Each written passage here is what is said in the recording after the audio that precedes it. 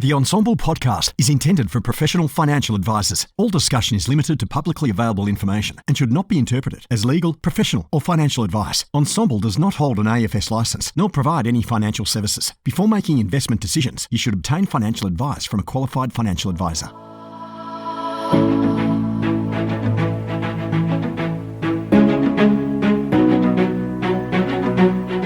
G'day, Clayton here from Ensemble. Thanks for joining me for this podcast. It's a pleasure to be able to do this from time to time. Hopefully you enjoy. If you're not already on Ensemble, please go to ensemble.com or find us in the App Store. This episode is brought to you by Capital Group, one of the oldest and largest asset management companies in the world, managing multi-asset, equity and fixed income investment strategies for different types of investors. Since 1931, Capital Group has been singularly focused on delivering superior, consistent results for long-term investors using high-conviction portfolios, rigorous research and individual accountability. G'day, Clayton here from Ensemble. It's been a little while, but I needed to drag you in to the podcasting arena again, Paul, for the fifth or sixth time. I can't remember how many it is, but mate, it's Monday morning. Thank you so much for coming in. Mate, I've dragged myself all the way in, Clay, this morning. Yeah. Dragged all the way in from Cronulla. It's a long way. God's country as well. And I don't, I don't come in the city much these days. No, I know. That's when I found out you were coming in, that's why we booked it in. Absolutely. Glad to be here, mate, as usual. And mate, let's tear everything apart. Let's tear it all apart. So, so there's a lot to discuss. One of the key things that I'm hearing a lot about is there's a lot going on in terms of there's a lot of business. There's a lot of business to be had at the moment in the business of financial planning. What's your view on that? There's always been lots of business in the business of financial planning or financial advice, whatever we're calling ourselves these days, because people need advice. People need to understand how to deal with the money on a day-to-day basis. Yes. Now, currently, yes, there's a massive gap in the market where people aren't getting that lower level of advice that they used to get, through, people coming to their workplace super thing, that all that sort of thing. Yeah. So, and the complexity of the world, it's getting more complex. So it is, and people getting scammed all the time. Yeah. People need advice, Clay, and that's what it is. And funnily enough, we're half the size we used to be. So supply and demand, mate. It's as simple as that. And so yes, we're very busy at the moment as well, which is it's great, but the challenge around that, it sounds great, right? Yes, I've got clients knocking down our door. And however, there's been no allowances made in any way, shape or form around the compliance that we need to do. Yes. So all that was in place pre-Royal Commission is still there, and post-Royal Commission. And, so a lot of people have left, and there's been no allowances for those who are still here fighting the good fight. Yes. It's challenging, mate. So, yes, whilst it may seem, to observers that we've got it easy, it's actually really tough putting business through. It's a lot of work. Has the requirements for implementation increased over the last 12 months? They've stayed the same. Okay. So nothing's really changed. Whilst there's been all the jawboning and, all this sort of stuff and, people being compensated and blah, blah, blah. We all know those stories. There's been no allowances or change in anything for the last 5 years, really. Yeah. So it's not easy still. It's not easy being an advisor. We're still not trusted in society, you know what I mean? Like by the regulators and everything like that. Any kind of improvement in that regard? Well, I did see an article come out from Stephen Jones that I think there was a late Friday that now that the budget's out the way, he can get on with his, QAR or whatever, quality of advice review and looking at that. The only one thing that he has announced was that the pathway for an experienced advisor, how they... 10 years. Well, the 10 years and you don't need to do a new degree and, and all that sort of thing. Yeah. Which will keep people in the industry, which is good, and very experienced people. Yeah. And the people who want to be in the industry because they're still here. Yeah. So, yeah, that's been the only announcement that I've seen, which does give some comfort to old timers like me, mate. What's interesting is a bunch of the guys that I know are going to hit the 9.5 year mark around about that time, which is pretty brutal. So yeah, I'm not quite sure what they can do about that, but my God, if they can avoid having to do another whole degree. Well, or a gap analysis of your qualifications, all that sort of thing. And look, I get it. And my only challenge with that is, that if they weren't going to do that is, look, I did a degree a very long time ago. It's not relevant whatsoever, right? Yeah. In this day and age. It was pre... You did it in hairdressing, didn't you? Oh, mate, come on. Now you've told my secrets. No, I got it in the cornflakes packet, my degree. No, it was a long time ago, and, the world's changed 20 times since then, Yeah. But I've been a licensed advisor since 2000, and I've hit every, CPD point every year. I've done extra study because you have to do that for, just other qualifications that you've done. I've done, my chartered program through the AFA, Chartered Financial Advisor, fish and chips as I called it. Yeah. So I've done, you have to do things along the way. I've done my mortgage broking licenses, things like that, right? Yeah. But if you've done 20 odd years of CPD points. Yes. I mean, these days I'm actually writing, things that are earning people CPD points, right? So there needs to be, I just hope for the industry and for every, the consumers out there and the customers and the people out there who need advice that we just have some clear air for a while. Because it has been a long, hard road, mate, and hence why I look like I do. And thank God we're not videoing this. It hasn't been easy. It's taken its toll sometimes, Oh, look, it's one of those things where it's almost like financial planning became so hard, so difficult, that the numbers halved, right? But at least the stability has meant that work can be done, but everyone's had to adopt a particular model. With the QAR, right? That's probably going to be the next big thing in whatever version comes out. Let's assume, because this is a really fun, and it is a thought experiment, but it's a thought experiment that I think has some validity. Let's assume QAR comes in. Now, I'll walk you through the way that I kind of see it happening. I see a lot of advisors who have been through the hard yards, right? So everyone now has a pretty clear process. Everyone now knows what it costs to deliver advice. Everyone knows how many hours it's going to take. They know the type of work that they can deliver, which adds value to the client and to their own, revenue lines. And a lot of, I would say, the fat has been cut off, not so much in terms of the people within the industry, but certainly within the business models of financial planning. Now, if QAR comes around, there's a handful of questions or a handful of sort of areas that things are going to change. First and foremost, licensing. I mean, licensing in its true sense right now is something that a magnifying glass is constantly being thrown over the top of by financial planners. Yep.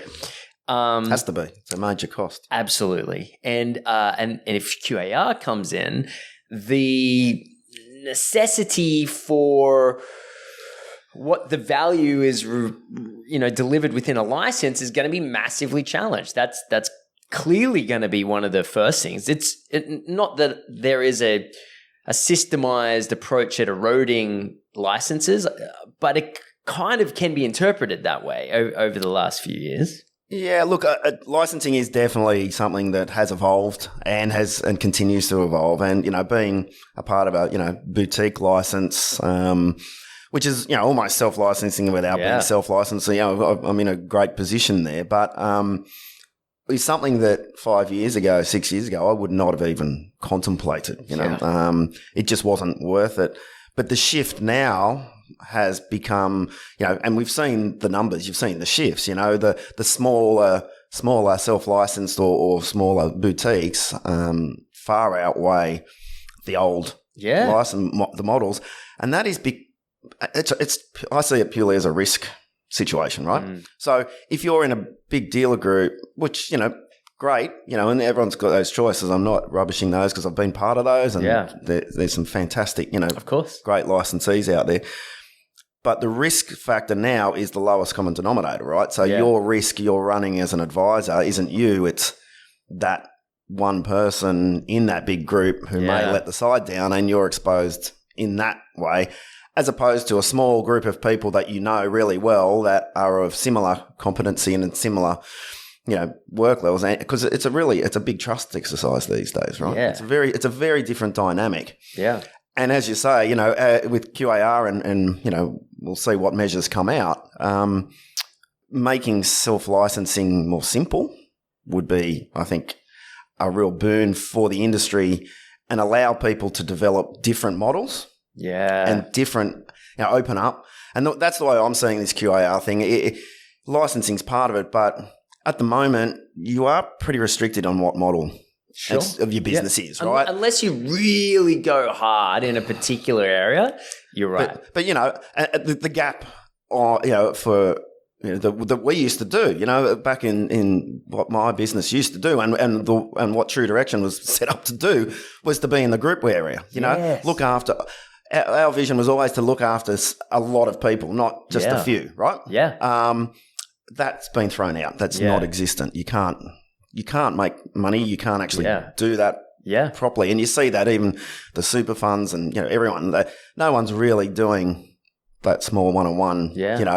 Light advice, which a majority of the world needs. Absolutely. That's what the 80%. All of a sudden, QAR maybe opens up different business models, which I find exciting, and it's sort of like, well, what do we do now? Do we want to just keep a business that's high net worth clients or high touch clients? People who are prepared to pay a certain amount per year for you to really give them. And I see it as high touch more than high value, high net worth. But a client who needs high touch versus hand holding. All of a sudden, QAR may open up those old doors for authorised advisors, licensed advisors to start pivoting on their models a little bit more. Yeah, so that's the way I'm sort of looking at it, and I hope. I don't see it as something it's threatening to advice at all. It's just trying to make things a bit easier so that we can see more people and just improve that side of things, as opposed to trying to look at our margins and how we need to squeeze more. And from a business point of view, I never look at it from a business point of view. Interesting. The licensing is one element. The business model element, I think, is a huge thing. I have had the absolute privilege of learning about a lot at this stage of micro-niching financial planning companies that are doing extraordinarily well. It's almost like if you go back a decade and longer, it was I micro niche by looking after rich people. And now the niching that's involved is so crazy, because every single career path needs a niche financial planning service. So tech, pilots, expats, you name it, aged care, keep going, right? Like there are so many different models that are out there where people can pursue interests that they have or experience that they have. And I think you're probably right. I think the QAR makes that a hell of a lot easier. Well, it'd be nice to just be able to just not rely on that one niche. I mean, look, and I think about our business, and we started a niche, but now you sort of have to be a generalist as well, a niche generalist, which doesn't make any sense, right? But that's what it is, essentially, because you talk about aged care, we've had to learn that. We talk about pilots, we haven't any pilots, but there's, I think of our client base, and it is very diverse. And it's, if you'd asked me that's what I'd be doing when I set this business up 5.5 years ago, I'd be like, no chance, mate. Now, and we do, and we love it, and it's great. But you've got to be really careful. You've got to be really careful about who your clients are. Yes. Right, and that's something that in the past sort of look after everyone. We don't. Yeah. On purpose, so you've got to vet your clients and make sure that they're not going to cause you or your business harm in the future. Yes. In terms of, and I don't want to be going rogue on you a little bit. Sure. You know what I mean? Because because all you've got is your reputation. So you just got to be very careful, and you want people who listen to your advice. Yes. Like anyone can give advice, but the trick is to get people to take it up, right, and do this and implement it. Yes. So we're really slow with our onboarding with clients for that very reason. We just want to get to know them. We have really knuckled down on or focused on just looking after referral business. Yeah. Knowing where keeping a small amount of referral sources, but really making sure that that's recognised and that's part of it, and that people do refer, because that's when you get like for like, and people come in and they've got the right expectations, the trust's there, and you're less likely to get a rogue. Right. And when I talk about and it's not rogues. Actually, it's not rogues. It's just you can't get along with everyone. Sure. Yeah. But I don't want to look at my phone if a client's calling in. I think I've said this before. Yeah. And go, oh my God, that person's calling, right? Yeah. You don't want that. 100%.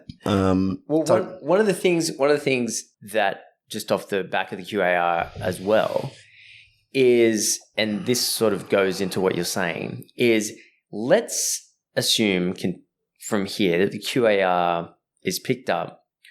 Let's assume that the cost to serve, right, is halved. Now, how that happens, I can't give you the exact. Don't put that in the universe. But just you're going to make me pass out. I'm getting dizzy. You won't have to drink so much. Just imagine, tea, mate. So the cost to deliver advice halves. Dare I say it? As a result, the cost or the time to deliver is halved. Right.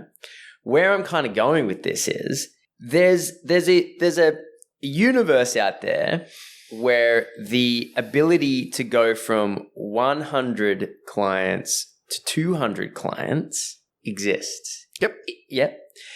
Let's assume, the market has already priced in the value of advice, and we're not discounting from where it is, but we're taking on twice as many clients. What are you thinking, or where does your mind go to in terms of implementation efficiencies? Because that's kind of the next step. I think most advisors I speak to, the leads or potential for new business isn't so much the issue. I think a lot of people are saying the way that you just said, they're being particular with who they work with. Yep. But assuming that there are the issues up front and the cost and the time is halved, the implementation actually doesn't get any easier. We all know it's the biggest roadblock at the moment. Like, SOA production is probably not as bad as it used to be. Especially, we're using an external company to and we're using that not just for efficiency, but for compliance reasons as well. It's just it's a safety. It's having a wicket keeper there. Like, it's just making sure that you're double checking things, right? So that's the value of that we see. But until that changes, but but implementation. I mean, I've just come out of our weekly. So we have a weekly meeting.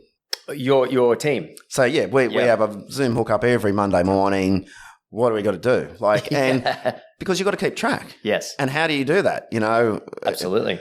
Shared spread, shared Google Drives, those sorts of things. Yeah. That's what we use. And we've got an implementation process, right? And because you can miss things very quickly, very easily. It's really, really difficult. And you've got to make sure that you've got each client has a champion, I suppose, who's running that. Yeah, well, I'm responsible for that. I'm responsible for that. No one's responsible. Right. Yeah. Exactly. So we all know every week, but even then it's like, didn't do that last week. I've got to get on that today. I've got to make that call. And because we're what we call product agnostic, which I suppose everyone is these days, but, you know, it's all over the place, right? It's not like we're just logging into one provider and having a look, right? It's, you know, there's challenges coming from every provider. Yes. And then once you bring insurance into it, Christ almighty. Oh, my God. That's, you know, you talk about the biggest hassles in financial advice right now. That is it. Well, no. I can't talk about it right now, but there is some development going on that I've recently seen, which who knows, that might change. Mate, no. No. Maybe not. The insurance industry's in a obviously bit of a state, it needs right? to change. Like obviously, and they're all waiting. And I don't think they've. So, I don't think they've addressed it well, but, you know, I might be controversy here and all the insurers will call me, but no, it's a, you know, it is a hard game that for me, because of it, look, let's just a simple scenario, you know, you're rolling over someone's super from, you know, something that's probably not priced that well these days. And there is a lot out there, or, you know, they're on the government's shit list or whatever it is. You know, so you're rolling over a super, but they've got insurances involved. Yes. Right. And you're writing them so they're going from a group to a retail. Yep. Underwriting. Yep. Everything stops until you go through that, you know, and they put a PMAR out there. So, you know, they're trying to get in touch with the local medical clinic, trying to get a report from a doctor who's overworked. And that whole process is archaic. Yeah, man. And just stops. Yeah. Because you can't do the rollover. Yeah. You can set the new fund up. You can't do the rollover. You can't implement. Yeah. You can't. Everything stops. Yeah. Right? And so these are the challenges. And there's other, you know, obviously other challenges around there, but that sort of implement, like, how do you keep track of that? Like 100%. How do you keep the client engaged and not feeling frustrated with the process? And you know, how do you hold their hand through that? And then And then 9 times out of 10 these days, you're getting an adverse, you know, if there's anything, it's an adverse. You know, we had a big discussion this morning around our insurance book, and some of the conclusions that an underwriting team will come back to you with is just, you scratch your head. Yeah. And then you're the one that's got to go back to the client and deliver, you know, a much worse result than we thought at the start. So, again, implementation takes many facets, but you're right. If we could somehow improve that, it would be great. Yeah. But I don't know. I can't. I can see, you know, as you said, the cost to serve, you know, making it easier, requirements around statement of advice, licensing, fantastic. But at the end of the day, the grunt work needs to be done, and you just need to get through those processes. And the better suppliers, which, you know, look, there's new people in town, and they're if we can regenerate this advice industry, then suppliers will have to come to the party and make it easier for us, you know, and to get our business, because it's not about paying us anymore. It's not about helping you. There's no incentives there, you know, around come with us and you'll get, you know, super overrides, all those sorts of the old day stuff, right? And even insurance, right? It's a flat commission. Everyone's doing the same thing. So it's not like there's any carrots hanging out there that you go, well, I'll go with them because it's the same price and I get something else. Yeah. So the only thing they can give us is time, our time back. That's good. That's where they, you know, to keep advisors using them, you know, and the insurers must be, you know, I don't think they're struggling because the markets are okay, but I think their inflows are down massively, right? Yeah, 75%. Massively, which is huge, right? And if my business fell inflows by 75%, I'd be having to review why I'm even in here. But you know, there. I mean, obviously, any financial planner who's worked in insurance, no one's wishing to see that, right? Like, God, no. Insurance is for me. Insurance is integral in the advice process. I agree. Right? Sometimes I talk to Kath about this, my business partner. We sometimes take it too far when we're trying to think of everything, and some some people just niching and just going, well, we're just going to deal with that. We'll deal with whatever. So we sort of probably cover too much sometimes, but it's just who we are. But insurance, you have to do that. If there's a need there, you have to, you know, if there's a gap there, you need to cover that gap. Yes. And it's not pumping insurance up anymore. Like a lot of the time we see people and they've got too much insurance. Yeah. we'll dial it down. Yeah, that's a lot of what we're doing. If we're building their wealth, then their need for insurance goes down. But naturally. But you have to deal with it. Yes. We can't not deal with it. And it's a pain in the neck. It is. And it's killing. It's one of those things, like, and I have been thinking about this for a little while now. And, there are many outsourcing solutions that are going on out there, right? Like our chairman's highly involved in one. You're using one. There's probably about 5 out there on the market that are big names, and then there's Australian-based sort of smaller individual paraplanners. But the implementation, what I'm seeing, is a massive implementation backlog once the QAR is done. It's almost like every product has been able to hide around the fact that compliance has held everything up. But if 100%. if that curtain is pulled back, all of a sudden it's going to be the emperor has no clothes, and the whole industry is going to be standing there, struggling with getting done what needs to be done. Totally. Sorry, I've just been distracted. We're superstars, mate. People are taking photos of us outside for some reason, but obviously I'm in the building. But absolutely, no one has solved that problem and the implementation problem at all. And we could talk about it ad nauseum, but there is no, and yes, there's outsourcing, but they don't know the clients like we do. They don't know the process. They don't know us. Like it's a tool, right? And some tools are better than others. So we do outsource a certain part, but in the end, we hired someone who to help us out. Yeah, because it was just getting too much, and that work, it's not the fun bit, that's for sure. So, we've got someone part-time who helps us and sits in on the meetings and takes care of the basics. Well, actually, I overheard a conversation you were having with a client the other day. It was just 5 seconds, and you used the language. I actually thought you were talking to someone in your team, but when you said it was a client, and you said, well, yeah, when you log in, this is what you fill out. This is how you get it done, and so your implementation is obviously involving the client themselves to a certain extent to help with their hand-holding. Well, some things you need, like they have to sign it. Yeah, so one of our super providers, so, you set it all up. You don't print out a form and send them to it anymore. It's all online. And so I'm just trying to hold their hand through that process so that they are signing off on the application, right? It's almost annoying that every single product has a different they all do, mate. Application process. There should just be one. Even the product providers have different processes for different products. Wild. Like super versus investment, things like that. So it's not just – so you've got – that's the challenge. You've got to go, which platform am I on? What's their process again? Which version of the which way do how do I navigate this, Which – look, I suppose that goes with the territory, and if you are, product agnostic, then it is a rod for your own back. Yeah. We do quarterly snapshot reports for all our clients, right? A seasonal snapshot report. It's murder. What software are you using to do this work for you? We're not, mate. Oh my Spreadsheets. God. Oh my God. Spreadsheets and a chills word down my spine. Reminds me a lot. But you know what? I mean, it works. We love doing it. It's a pain because you're logging in to all these different providers.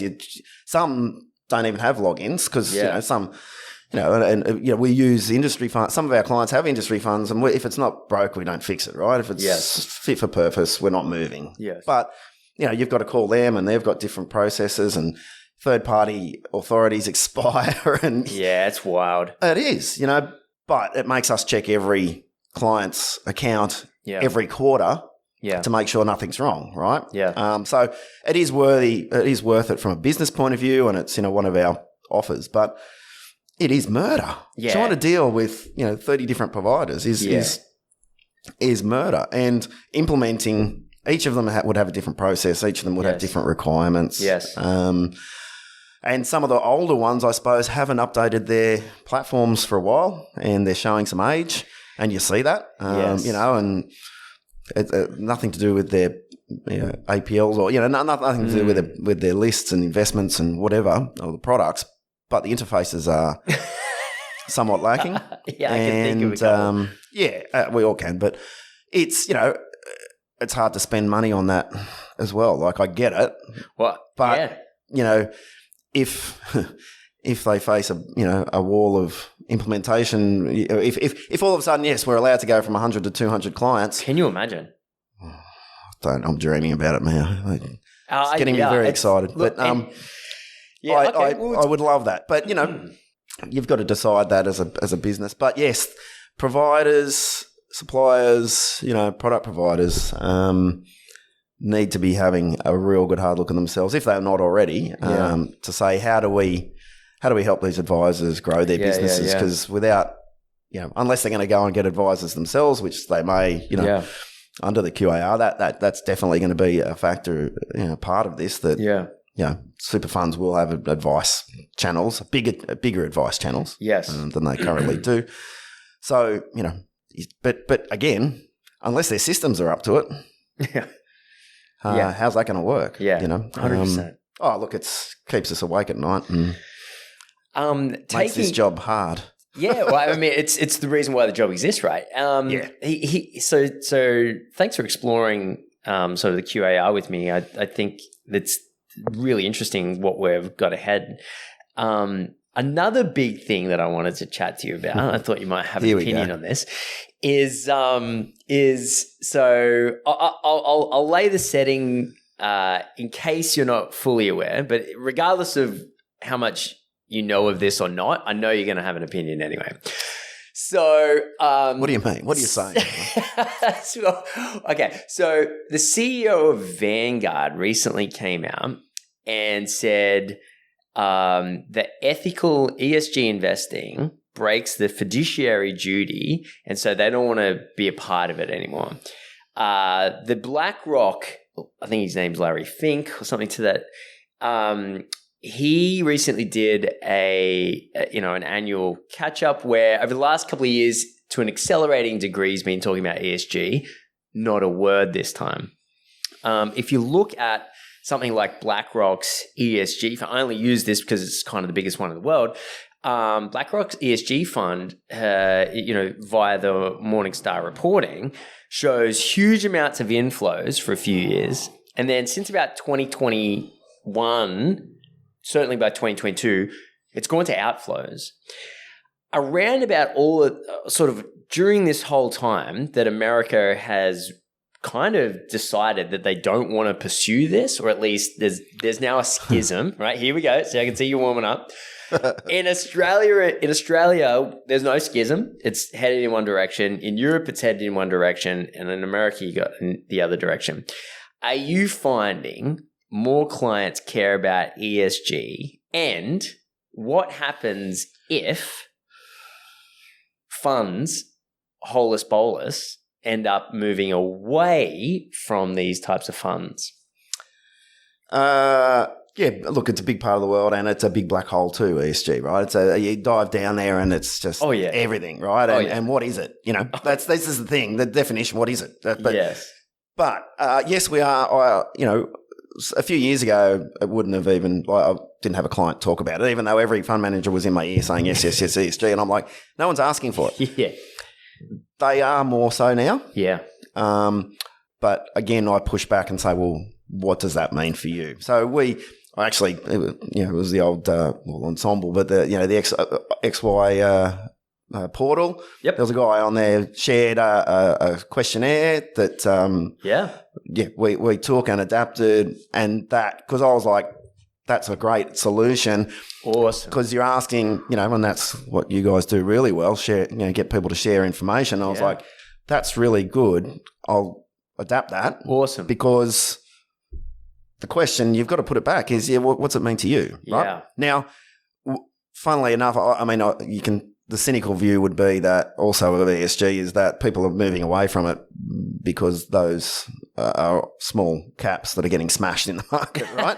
So, because it does. It's, I had a discussion with the client and it's like, yeah, you want to, you're not sure about mining and all that sort of stuff. And he was. But I'm like, do you want to make money or not? Yes. And his wife was like, we want to make money. Yes. And he's like, look. So I, just did a bit of a sort of, I went through it and went through a process and did filter some of the funds, but also had a good conversation with this guy also around the fact that, people would see BHP as a, dirty miner. Yes. But I see that that company as being at the forefront of changing and actually trying to be clean as possible in a world that... Yeah. Well, it's like anything. Your chances of changing a system from within the system are much greater than changing the system from outside of the system. And those types of companies, Fortescue's and that, they're what they're just going to become Kodak? Like they need to adapt and go into hydrogen, go into these things, right? Fortescue just, I believe, sent a tanker around the world running on hydrogen. Absolutely, you know what I mean? Like that's awesome. And that's where the output, I believe, I could be wrong here, but I believe the output from hydrogen is water. Absolutely, that's amazing. Yep. Rather than pollution, they're pumping water. But it's also a very volatile gas, and remember the Hindenburg, right? So let's not. Yeah. So that's the problem with it as well, right? Yeah. So it is a dangerous situation. So and this is what holds it back. Nuclear, like that's the other thing, right? You look at nuclear energy. Everyone's scared of it because the headlines, but realistically, that's not a bad option as well. So, but, irrelevant of that, I think ESG will just become part of. So whilst it's, and cynically again, I would see ESG as being a bit of a sticker, something for the BDMs to call around and have a chat to you about. And this is our new ESG fund. That's great. Well done. Awesome work. I'm not going to put money into it because it hasn't, been around forever, those sorts of things. So you've got to take that with a grain of salt. Yes. But ESG will have a big place in investing in the future as the next generation comes through, that it is a non, it's just a no, what's the word I'm trying to say? Non-negotiable. Non-negotiable. Yeah. Non-negotiable. Like it just has to be part of it, right? So that's going to be part of it. It's kind of interesting, right? Your green credentials need to be part of it. Yeah. But again, my question is what does ESG mean to you? Because it means something different to each person. Absolutely. Which goes back to that document. We send that to the client and then we get a good understanding of what they're actually saying mean by that. Exactly. Until you get to the heart of what's important to you about that. Is it gambling? Is it, there's different parts, right? I think this is why it's hard, because everyone's ethics is so different. I mean, in today's day and age, you could say it's unethical to have a board with one gender on it, with just one gender on it. Absolutely. Right? And yet another person could say it's unethical to be selecting based on gender. And so whose ethic? One is pragmatic, utilitarian-esque, and the other, and I learned all this through the ethics research that I did with the CFP. And the other one is sort of that deontology, I believe it's how you pronounce it, but the concept of like it's right simply because it's the right thing to do. So it's almost circular referencing in that nature. But it's hard, and so it is interesting to go down the path, like what does ESG, and I was actually speaking to a fund manager, a managing director of a fund manager just on Friday, and they were saying that the concept of greenwashing, right, has just made everything even more complicated, because as soon as you start going down this path, then you get a rap on the knuckles and say, oh, no, you didn't take it seriously enough. And so... And it's definitely happened. And obviously we've seen fines and things like that, right? Yeah. And absolutely that's happened, right? And that's... But at the same time, like... That's just marketing. Again, what does ESG mean? What does it mean to the fund manager? What does it mean to the advisor? What does it mean to the client? And what does it mean to the body of clients, right? And so now I can see what's starting to happen is companies are going to be taking a route where they don't actually use the term ESG. So for example, one of the funds that I was having a chat to was they're going to start calling it a carbon conscious. Right. But this is the level that we're going, right? Spin doctors are in and they're... okay. Well, we tried ESG. We got wrapped over the knuckles, and then we found out it wasn't prudent fiduciarily. Yep. So now we're going to call this a carbon conscious fund manager. Mate, I think this is just starting. That's the first I've came across it. Yeah, and we've seen this over the last 50 years of evolving this whole market, funds management, that whole market evolving over time. Yeah. I knew a time before there was funds, so, it was really, it was, so this is all part of marketing. This is all part of trying to niche down as well, and them trying to differentiate themselves from the multitude of fund managers that are out there in investment. And there's investment a lot. Mate, I get calls every day. But look, essentially, my job is to filter out the crap from my clients, 100%. right? And that's all I do. Yep. I don't get caught up in the latest and greatest. Yep. I'm not looking for that. All I'm looking for is to get the return for my client that they need. Correct. Not the best, because Correct. you can't, right? Correct. You can't.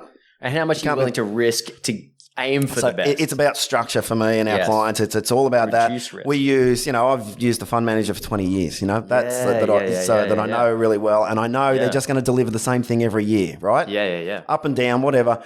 That's going to happen in markets. Yes. But, we need to be conscious of what we do and how we carry ourselves and how we look after our clients' needs. Yes. So ethically, responsibly, take that very, very seriously, Funnily enough, I was watching the Bernie Madoff. Right. Was that the guy you've been using for 20 years? Oh, my God. Don't even. That is ridiculous. But that guy had no reason to do what he did, but That's a weird thing. That's a really weird story, that one. Yeah. There's a new thing on Netflix I was watching. I was like, I'm going to, because I've seen the movies and all that, but there's a new one there. I was like, wow, this is... I actually haven't watched it. Does it go into why he does it? Yeah. So it's all... I think there's ego. There's all sorts of things. And I think he dug himself a hole he couldn't get out of and didn't want to go, sorry, I'm not the genius you thought. I underperformed. Right. Instead of doing that. His excuse was, I'm a people pleaser. I wanted to please everyone. God, it's like, piss off, mate. This is all about you. Yeah. But, and we've seen these people who call themselves financial advisors. Yes. Even locally, there's famous cases in Australia. Yes. Who, cause people to distrust us. And that's where, we probably, go over. And I know, most people would who are left in advice now. Yes. That's all we've got, right? Yeah. Our reputations and making sure that we deliver the right thing and have those tough conversations. If something goes wrong, you've got to be on the front foot and again the other way. Yep. So ESG becomes a noise. Yes. Yeah. That I tend to try and filter out. Yep. Right? Because I could go down that rabbit hole and be lost. Yes. Right? And trying to find instead I talk to my clients, understand what they need to get and then my job is to get them there, right? Yeah. With the least risk as possible. So ESG is something we need to understand because it's everywhere. Yep. But it's also something that we need to consider a noise. I like it. I got one last question. For you. Okay. We've known each other for about 10 years. Probably more. Yeah. And my question to you is, do you see financial planning, you see financial planning sort of in the way that I see it, and the way a lot of financial planners see it, in that it's mine, it's ours, right? Like it's the industry, it belongs to us. Like we're responsible for improving it, right? In the 10 years or even longer since we've known each other, and you're as dedicated or as passionate about financial planning as any other financial planner, certainly as equally as myself.